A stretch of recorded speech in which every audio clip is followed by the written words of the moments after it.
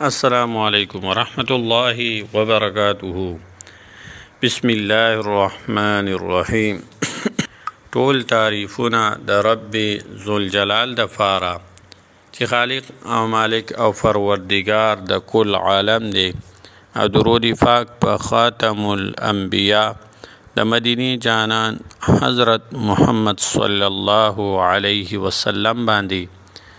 امید د رب ذوالجلال نه ساتم چې تاسو به روغ جوړ یئ، په صحت به برابر یئ. الله جل شانهم د هر قسم وبایي امراضو، اچانکی غمونو او تکلیفونو، افتونو او پریشانونو په امن کې وساته. الله جل شانهم عمر دراز سره د صحت نصیب کا. عزتمندو الله جل شانهم هر حاجت د خپل غیب او د خزانو نه پوره کا. عزتمندو ما نن ستاسو د فاره او ستاسو د بچو د فاره یو وظیفه راوړې ده.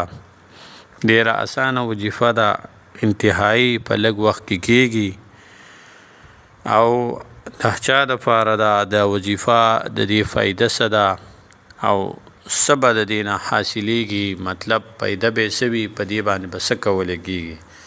دا وظیفه د هغه خلکو د فاره ده چې یو سړی وي یاره زما ذهن ډېر کمزوری دی، یا دا وی یا د چا بچي په سکول کې په مدرسه کې سبق وایي، استاد بار بار شکایت کوي والدینو ته چې یاره ستا دا بچی چې کوم دی ډېر کون ذهن دی، مطلب ذهن یې ډېر کمزوری دی، سبق نه یادوي.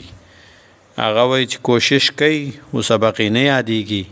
نو د هغه خلکو د فاره ده، هغه خویندو میندو ورونو د فاره ده چې د چا بچي کمزوري وي، ذهن یې کمزوری وي، کون ذهن وي، یا په خپله د هغه ذهن کار نه کوي. څوک وایي راته خبره وکړي نو زما نه دا خبره بیا یو څو منټه بعد هیره وي، بیا مې یادېږي نه، راته یاد نه وي. نو هغوی دپاره دا وظیفه ده، ډېره اسانه وظیفه ده چې یو سړی سار کې په خپلو بچو کوي، بچو دپاره دې پې اوبه دم کړي، که د ځان دپاره یې کوي نو ځان دپاره دې پې اوبه دم کړي. وظیفه ډېره اسانه ده. راځو وظیفې طرف ته. وظیفه په څه طریقه باندې ده، طریقه کار یې څه دی؟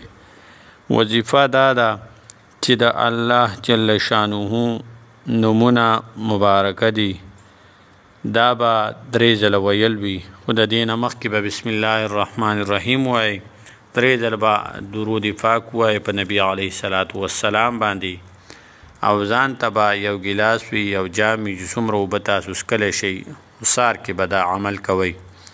نو ځان ته به اوبه کېدئ، په هغې باندې به ووایئ یا رحیمو یا حکیمو یا علیمو یا الله. دا الفاظ به 3 ځله ووایئ. یو ځل بیا واورئ، یا رحیمو یا حکیمو یا علیمو یا الله، یا رحیمو یا حکیمو یا علیمو یا الله. دا به 3 ځله ووایئ. بیا به 3 ځله درود پاک په نبی علیه الصلاة والسلام ووایئ، او بیا به پې اوبه دم کوئ. هغه اوبه روزانه څکئ، یعنی دغه اوبه پې ځان له دموئ او څکئ. روزانه دا عمل کوئ نو الله جل شانه به ورځ تر ورځه، یعنی یو ورځ نن به لږ ذهن تېز شي، سبا به د هغې نه هم تېز شي، د بل ورځ به د هغې نه هم تېز شي، بل ورځ به د هغې نه هم تېز شي. نو ستاسو ذهن به کار شروع کړي، ستاسو د بچو ذهن به کار شروع کړي، سبق به ورته یادېږي او ذهن به مضبوطېږي.